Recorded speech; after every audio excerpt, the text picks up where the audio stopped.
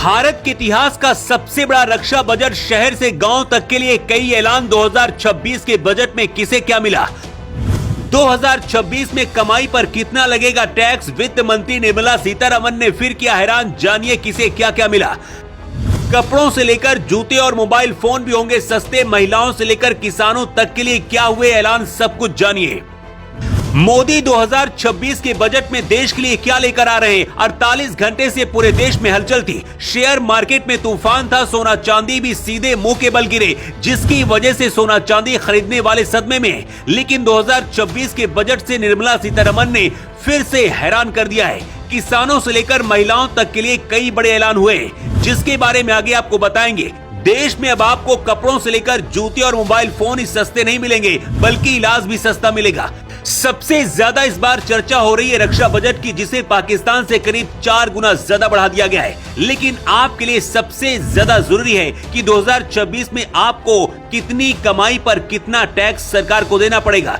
2026 के बजट में वित्त मंत्री निर्मला सीतारमण ने कौन से 10 बड़े ऐलान किए हैं, सबसे पहले उनके बारे में जानिए।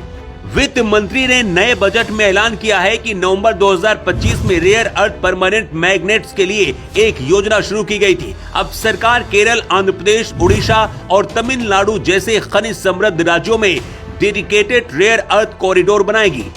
अभी तक भारत सबसे ज्यादा रेयर अर्थ चीन से लेता आया है, जिसे कम करना चाहता है। ऊन, रेशम, जूट जैसे प्राकृतिक फाइबर के साथ मैन मेड और नई औद्योगिक युग की फाइबर में आत्मनिर्भरता पर फोकस होगा। सबसे बड़ा ऐलान इस बार के बजट में मोदी सरकार ने किया है कि 7 हाई स्पीड कॉरिडोर विकसित होंगे, जिनसे पूरा देश एक साथ जुड़ेगा। पहला हाई स्पीड कॉरिडोर मुंबई से पुणे तक, दूसरा पुणे से हैदराबाद, इसी तरह से हैदराबाद बेंगलोर, हैदराबाद चेन्नई, चेन्नई बेंगलुरु, दिल्ली वाराणसी और वाराणसी से सिलीगुड़ी तक बनाए जाएंगे। 2026 में भारत के इतिहास का सबसे बड़ा रक्षा बजट मोदी सरकार लेकर आई है, जिससे भारत की सेना और भी ज्यादा मजबूत होगी और भारत अब 5वीं पीढ़ी के हथियारों की तरफ आगे बढ़ेगा। 2026-27 के लिए रक्षा मंत्रालय ने 7.8 लाख करोड़ रुपए का बजट दिया है। पिछले साल बजट 2025-26 में रक्षा सेवाओं के लिए 1.80 लाख करोड़ रुपए का आवंटन किया गया था। लेकिन इस बार तो पाकिस्तान से लगभग 4 गुना ज्यादा भारत ने अपना रक्षा बजट बढ़ाया है। अब चलिए आपको बताते हैं कि भारत के किसानों के लिए क्या बजट में ऐलान हुआ है। कृषि और किसान कल्याण के लिए 1.62 लाख करोड़ का आवंटन हुआ है। ये पिछले बजट की तुलना में लगभग 7% ज्यादा है। किसानों को इससे फायदा कैसे होगा, इसे भी समझिए। किसानों के लिए AI टूल लॉन्च किया गया है। ये टूल कृषि संबंधी सलाह, मौसम की जानकारी और फसलों के बारे में जानकारी देगा, जिससे किसानों को नुकसान कम और फायदा ज्यादा होगा।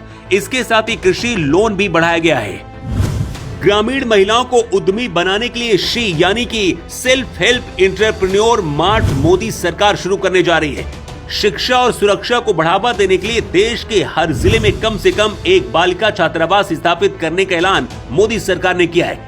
इतना ही नहीं, पहली बार व्यवसाय शुरू करने वाली महिलाओं और अनुसूचित जाति जनजाति के उद्यमियों के लिए 2 करोड़ तक के टर्म लोन की सुविधा भी सरकार देगी। अब चलिए आपको बताते हैं कि आखिर आपकी इनकम में 2026 में सरकार को कितना टैक्स देना होगा।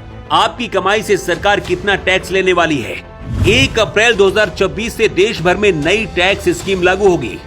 12 लाख रुपए तक की अगर आप कमाई करते हैं तो आपको कोई भी टैक्स नहीं देना होगा। इसके साथ ही स्टैंडर्ड डिडक्शन बढ़ाकर 75,000 कर दिया गया है, जिसका मतलब है कि अब आपकी 12,75,000 तक की सालाना कमाई में कोई टैक्स नहीं होगा। मतलब इनकम टैक्स में भी इस बार भारत ने मिडिल क्लास को खुश करने की कोशिश की है। वैसे मोदी सरकार के 2026-27 के बजट से विपक्ष खुश नहीं है। विपक्ष इसे निराशाजनक बता रहा है। लेकिन निर्मला सीतारमण के इस बजट को 10 में से आप कितने नंबर देना चाहेंगे, कमेंट बॉक्स में लिखकर जरूर बताएं। Bureau report.